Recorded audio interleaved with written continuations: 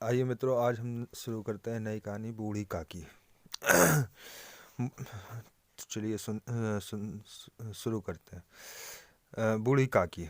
बुढ़ापा बहुधा बचपन का पुनरागमन हुआ करता है।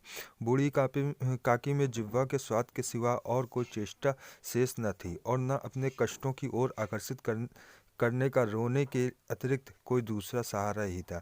समस्त इंद्रियां, नेत्र, हाथ और पैर जवाब दे चुके थे। पृथ्वी पर पड़ी रहती और घर वाले कोई बात उनकी इच्छा के प्रतिकूल करते, भोजन का समय टल जाता या उसका परिणाम पूर्ण न होता, अथवा बाजार से कोई वस्तु आती और उन्हें न मिलती तो वे रोने लगती थीं।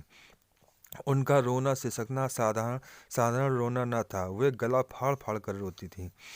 उनके पतिदेव को स्वर्ग सिधारे कालांतर हो चुका था। बेटे तरुण होकर चल बसे थे। अब एक भतीजी के सिवा और कोई न था। उसी भतीजी के नाम पर उन्होंने अपनी सारी संपत्ति लिख दी थी। भतीजी ने संपत्ति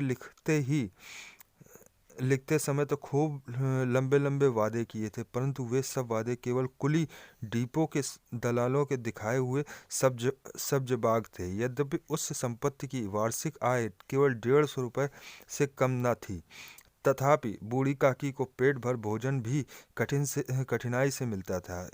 इसमें उनके भतीजे पंडित बुद्धिराम का अपराध था, अथवा उनकी अर्धांगिनी श्रीमती रूपा का। इसका निर्णय करना सहज नहीं। बुद्धिराम स्वभाव के सज्जन थे, किंतु उसी समय तक जब तक कि उनके कोष पर कोई आँच न आए। रूपा स्वभाव की तीव्र थी सही, पर ईश्वर से डरती थी, अतः बूढ़ी काकी को उसकी तीव्रता उतनी न खलती थी जितनी बुद्धिराम की भलमनसाहत। बुद्धिराम को कभी कभी अपने अत्याचार का खेद होता था। विचारते कि इसी संपत्ति के कारण मैं इस समय भला मानुष बना बैठा हूँ। यदि मौखिक आश्वासन और सूखी सहानुभूति से स्थिति में सुधार हो सकता तो उन्हें कदाचित कोई आपत्ति न होती, परंतु विशेष व्यय का भय उनकी सचेष्टा को दबाए रखता। यहाँ तक कि यदि द्वार पर कोई भला आदमी बैठा होता और बूढ़ी काकी उस समय अपना राग अलापने लगती तो वह आग हो जाते और घर में आकर उन्हें जोर से डांटते। लड़कों को बुढ़ों से स्वाभाविक विद्वेष होता ही है, और फिर जब माता पिता का यह रंग देखते तो बूढ़ी काकी को और भी सताया करते। कोई चुटकी काट कर भागता तो कोई उन पर पानी की कुल्ली कर देता। काकी चीख मार मार कर रोती, परंतु यह बात प्रसिद्ध थी कि वह केवल खाने के लिए रोती हैं, अतः उनके संताप और आर्तनाद पर कोई भी ध्यान नहीं देता। हाँ, काकी क्रोधातुर होकर बच्चों को गालियां देने लगती तो रूपा घटना स्थल पर अवश्य आ पहुंचती। इस भय से काकी अपनी जिह्वा कृपाण का कदाचित ही प्रयोग करती थी। यद्यपि उपद्रव शांति का यह उपाय रोने से कहीं अधिक उपयुक्त था। संपूर्ण परिवार में यदि काकी के किसी से अनुराग था तो वह बुद्धिराम की छोटी लड़की लाडली थी। लाडली अपने दोनों भाइयों के भय से अपने हिस्से की मिठाई चबेना बूढ़ी काकी के पास बैठकर खाया करती थी। यही उसका रक्षागार था, और यद्यपि काकी की शरण उनकी लोलुपता के कारण बहुत महंगी पड़ती थी, तथापि भाइयों के अन्याय से कहीं सुलभ थी। इसी स्वार्थानुकूलता ने उन दोनों में प्रेम और सहानुभूति का आरोपण कर दिया था। रात का समय था। बुद्धिराम के द्वार पर शहनाई बज रही थी और गांव के बच्चों का झुंड विस्मयपूर्वक नेत्रों से गाने का रसोस्वाद कर रहा था। चारपाइयों पर मेहमान विश्राम करते हुए नाइयों से मुक्कियां लगवा रहे थे। समीप ही खड़ा भाट बिरुदावली सुना रहा था और कुछ भावज्ञ मेहमानों को वाह वाह कर ऐसा खुश हो रहा था मानो वह वाह वाह का यथार्थ में वही अधिकारी है। दो एक अंग्रेजी पढ़े हुए नवयुवक इन व्यवहारों से उदासीन थे। वे इस गंवार मंडली में बोलना अथवा सम्मिलित होना अपनी प्रतिष्ठा के प्रतिकूल समझते थे। आज बुद्धिराम के बड़े लड़के मुखराम का तिलक आया है। यह उसी का उत्सव है। घर के भीतर स्त्रियां गा रही हैं और रूपा मेहमानों के लिए भोजन के प्रबंध में व्यस्त थी। भाटियों पर कहार चढ़े थे। कड़ाह चढ़े थे। एक में पूड़ियाँ कचौड़ियाँ निकल रही थी, दूसरे में अन्य पकवान बनते थे। एक बड़े हंडे में मसालेदार तरकारी पक रही थी। घी और मसाले की क्षुधा वर्धक वर्धक सुगंधी चारों ओर फैली हुई थी। बूढ़ी काकी अपनी कोठरी में शोकमय विचारक की भांति बैठी हुई थी। यह स्वाद मिश्रित सुगंध उन्हें बेचैन कर रही थी। वे मन ही मन विचार कर रही थी, संभवतः मुझे पूड़ियाँ न मिलेंगी। इतनी देर हो गई, कोई भोजन लेकर नहीं आया। मालूम होता है सब लोग भोजन कर चुके हैं, मेरे लिए कुछ न बचा। यह सोचकर उन्हें रोना आया, परंतु अपशगुन के भय से वह रो न सकी। आह, कैसी सुगंधी है! अब मुझे कौन पूछता है, जब रोटियों के लाले पड़े हैं तब ऐसे भाग्य कहाँ कि भरपेट पूड़ियाँ मिले। यह विचार कर उन्हें रोना आया, कलेजे में हुक सी उठने लगी, परंतु रूपा के भय से उन्होंने फिर मौन धारण कर लिया। बूढ़ी काकी देर तक इन्हीं दुखदायक विचारों में डूबी रही। घी और मसालों की सुगंधी रह रहकर मन को आपे से बाहर किए देती थी। मुंह में पानी भर भर आता। पूड़ियों का स्मरण करके हृदय में गुदगुदी होने लगती थी। किसे पुकारूं, आज लाडली बेटी भी नहीं आई। दोनों छोकरे सदा दिक किया करते थे, आज उनका भी कहीं पता नहीं। कुछ मालूम तो होता कि क्या बन रहा है। बूढ़ी काकी कल्पना में पूड़ियाँ की तस्वीर नाचने लगी। खूब लाल लाल, फूली फूली, नरम नरम होंगी। रूपा ने भली भांति मोहन दिया होगा। कचौड़ियों में अजवाइन और इलायची की महक आ रही होगी। एक पूड़ी मिलती तो जरा हाथ में लेकर देखती। क्यों न चलकर कड़ाह के सामने ही बैठूं। पूड़ियाँ छन छन कर तैरती होंगी। कड़ाह से गरम गरम निकाल कर थाल में रखी जाती होंगी। फूल हम घर में भी सूंघ सकते हैं, परंतु वाटिका में कुछ और बात होती है। इस प्रकार निर्णय करके बूढ़ी काकी उकड़ू बैठकर हाथ के बल सरकती हुई बड़ी कठिनाई से चौखट से उतरी और धीरे धीरे रेंगती हुई कड़ाह के पास आ बैठी। यहाँ आने पर उन्हें इतना ही धैर्य हुआ जितना भूखे कुत्ते को खाने वाले के सम्मुख बैठने में होता है। रूपा इस समय कार्यभार से उद्विग्न हो रही थी। इसी कभी इस कोठे में जाती, कभी उस कोठे में, कभी कड़ाह कड़ाह के पास आती तो कभी भंडार में जाती। किसी ने आकर महाराज ठंडाई मांग रहे हैं, ठंडाई देने लगती। इतने में फिर किसी ने आकर कहा भाट आया है, उसे कुछ दे दो। भाट के लिए सीधा निकाल रही थी। एक तीसरे आदमी ने आकर पूछा, अभी भोजन तैयार होने में कितना विलम्ब है, जरा ढोल मजीरा उतार दो। बेचारी अकेली स्त्री दौड़ते दौड़ते व्याकुल हो रही थी, झुंझलाहट थी, कुढ़ती थी, परंतु क्रोध प्रकट करने का अवसर न पाती थी। भय होता कहीं पड़ोसी ने यह न कहने लगे कि इतने में ही उबल पड़ी। प्यास से स्वयं उसका कंठ सूख रहा था, गर्मी के मारे फूंकी जाती थी, परंतु इतना अवकाश भी नहीं था कि जरा पानी पी ले अथवा पंखा लेकर झले। यह भी खटका था। जरा आँख हटी और चीज़ों को लूट मची। इस अवस्था में उसने बूढ़ी काकी को कड़ाह के पास बैठे देखा तो जल गई। क्रोध न रुक सका। इसका भी ध्यान न रहा कि पड़ोसिनें बैठी हैं, मन में क्या कहेंगी, पुरुषों में लोग सुनेंगे तो क्या कहेंगे। जिस प्रकार मेढक केचुए पर झपटता है, उसी प्रकार वह बूढ़ी काकी पर झपटी। उन्हें दोनों हाथों से झपट कर बोली, ऐसे पेट में आग लगे, पेट है या भाड़। कोठरी में बैठते हुए क्या दम घुटता था। अभी मेहमानों ने नहीं खाया, भगवान को भोग नहीं लगा, तब तक धैर्य न हो सका, आकर छाती पर सवार हो गई। जल जाए ऐसी जीभ, दिन रात खाती ना होती तो न जाने किसकी हांडी में मुंह डालती। गांव देखेगा तो क्या कहेगा कि बुढ़िया भरपेट खाने को नहीं पाती, तभी तो इस तरह मुंह बनाए फिरती हैं, डांट ठूंसती है, न जाने कहाँ भस्म हो जाती है। लो, भला चाहती हो तो जाकर कोठरी में बैठो, जब घर के लोग खाने लगेंगे तब तुम्हें भी मिलेगा। तुम कोई देवी नहीं हो जैसे कि चाहे किसी के मुंह में पानी न जाए, परंतु तुम्हारी पूजा पहले ही हो जाए। बूढ़ी काकी ने सिर न हिला उठाया, न रोई न बोली, चुपचाप रेंगती हुई अपनी कोठरी में चली गई। आघात ऐसा कठोर था कि हृदय और मस्तिष्क की संपूर्ण शक्तियाँ, संपूर्ण विचार और संपूर्ण भार उसी की ओर आकर्षित हो गए। नदी में जब कगार का कोई बृहद खंड कटकर गिरता है तो आसपास का जल समूह चारों ओर से उसी स्थान को पूरा करने के लिए दौड़ता है। भोजन तैयार हो गया, आंगन में पत्तल पड़ गई, मेहमान खाने लगे। स्त्रियों ने जेवनार गीत गाना आरंभ कर दिया। मेहमानों के नाई और सेवक गण भी उसी मंडली के साथ किंतु कुछ हटकर भोजन करने बैठे थे। परंतु सभ्यता अनुसार जब तक सब के सब खा चुके कोई उठ नहीं सकता था। दो एक मेहमान जो कुछ पढ़े लिखे थे सेवकों के दीर्घाहार पर झुंझला रहे थे। वे इस बंधन को व्यर्थ और बेसिर पैर की बात समझते थे। बूढ़ी काकी अपनी कोठरी में जाकर पश्चाताप कर रही थी।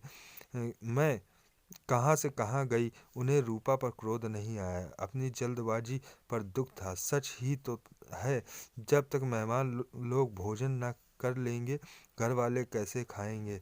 मुझसे इतनी देर नहीं रहा गया, सबके सबके सामने पानी उतर गया। जब तक कोई बुलाने न आएगा न जाऊंगी। मन ही मन इसी प्रकार विचार कर वह बुलावे की प्रतीक्षा करने लगी। परंतु घी का अरुचि सुवास बड़ा ही धैर्य परीक्षक प्रतीत हो रहा था। उन्हें प्रत्येक एक एक पल युग के समान मालूम होता था।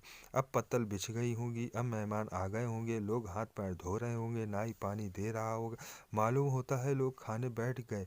देवनार गाया जा रहा है। यह विचार कर वह मन को बहलाने के लिए लेट गए। धीरे धीरे एक गीत गुनगुनाने लगी। उन्हें मालूम हुआ कि मुझे गाते देर हो गई है। क्या इतनी देर तक लोग भोजन कर ही रहे होंगे? किसी की आवाज़ नहीं सुनाई देती। अवश्य ही लोग खा पी कर चले गए।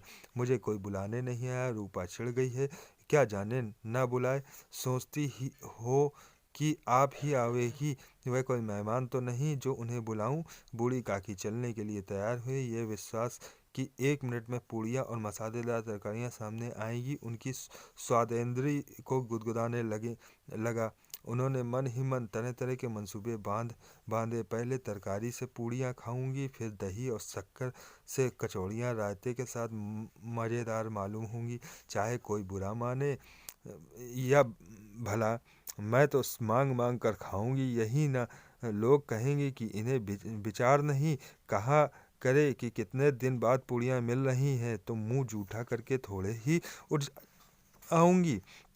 वह उकड़ू बैठकर हाथों के बल सरकती हुई आंगन में आई। परंतु हाय दुर्भाग्य, अभिलाषा ने अपने पुराने स्वभाव के अनुसार समय की मिथ्या कल्पना की थी। मेहमान मंडली अभी बैठी हुई थी। कोई खाकर उंगलियां चाटता था तो कोई तिरछे नेत्र से देखता कि और लोग भी खा रहे हैं या नहीं।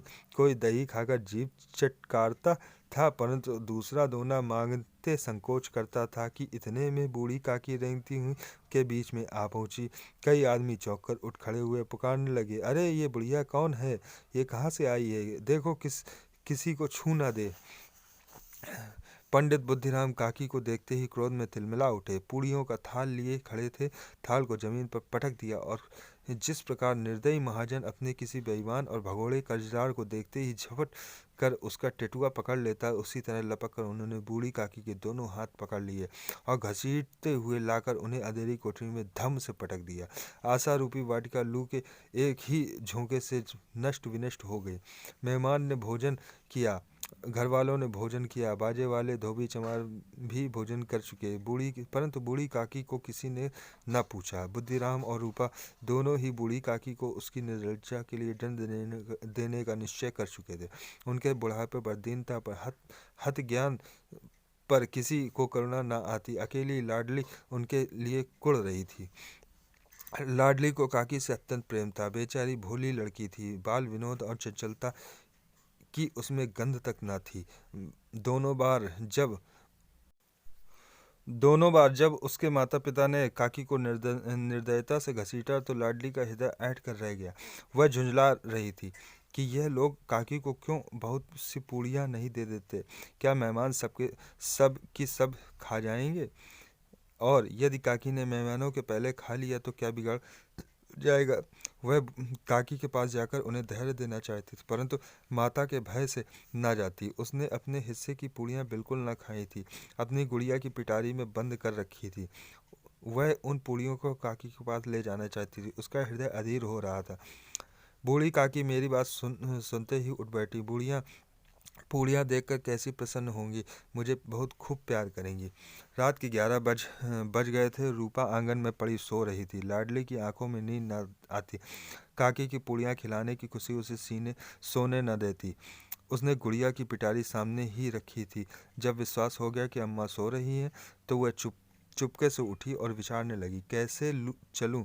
चारों ओर अंधेरा था, केवल चूल्हों में आग चमक रही थी और चूल्हों के पास एक कुत्ता लेटा हुआ था। लाडली की दृष्टि द्वार के सामने वाले नीम की ओर थी। उसे मालूम था कि उस पर हनुमान जी बैठे हुए हैं।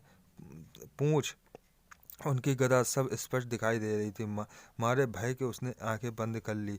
इतने में कुत्ता उठ बैठा। लाडली को ढाढ़स हुआ। सोए हुए मनुष्य के बदले एक जागता हुआ कुत्ता उसके लिए अधिक धैर्य का कारण हुआ। उसने पिटारी उठाई और बूढ़ी काकी की कोठरी की ओर चल दी। बूढ़ी काकी को केवल इतना स्मरण था कि किसी ने मेरे हाथ पकड़ कर घसीटे। फिर ऐसा मालूम हुआ जैसे कोई पहाड़ पर उड़ाए लिए जाता है। उनके पैर बार बार पत्थर से टकराए। तब किसी ने उन्हें पटका। वे मूर्छित हो गई।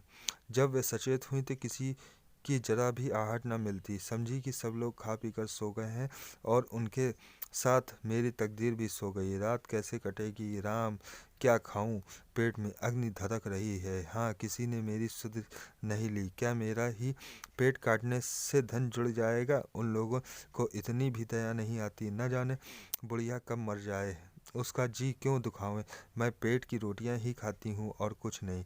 इस पर यह हाल, मैं अंधी अपाहिज ठहरी। न कुछ सुनूं न कुछ बूझूं। यदि आंगन में चली गई तो बुद्धिराम से इतना कहते बनता था कि काकी अभी लोग खा रहे हैं, फिर आना। मुझे घसीटा पटका। उन्हीं पूड़ियों के लिए रूपा ने सबके सामने गालियां दी। उन्हीं पूड़ियों के लिए इतनी दुर्गति करने पर भी उनका पत्थर का कलेजा न पसीजा। सबको खिलाया, मेरी बात तक न पूछी। जब तब ही न दी, तब अब क्या देंगे, यह विचार कर काकी निराशा में संतोष के साथ लेट गई। ग्लानि से भर भर आता, परंतु मेहमानों के भय से रोती न थी। सहसा उनके कानों में आवाज आई, काकी उठो, मैं पूड़ियाँ लाई हूँ। काकी ने लाडली की बोली पहचानी। झटपट उठ बैठी। दोनों हाथों से लाडली को टटोला और उसे गोद में बैठा लिया। लाडली ने पूड़ियाँ निकाल दी। काकी ने पूछा, क्या तुम्हारी अम्मा ने दी हैं। लाडली ने कहा, नहीं, ये मेरे हिस्से की हैं। काकी पूड़ियों पर टूट पड़ी। 5 मिनट में पिटारी खाली हो गई। लाडली ने पूछा, काकी पेट भर गया। जैसे थोड़ी सी वर्षा ठंडक के स्थान पर और भी गर्मी पैदा कर देती है, उसी भांति उन थोड़ी सी पूड़ियों ने काकी की क्षुधा और इच्छा को उत्तेजित कर दिया। बोली, नहीं बेटा, जाकर अम्मा से और मांग लाओ। लाडली ने कहा, अम्मा सोती हैं, जगाऊंगी तो मारेंगी। काकी ने पिटारी को फिर टटोला। उसमें कुछ खुरशन गिरे थे, उन्हें निकालकर वे खा गईं।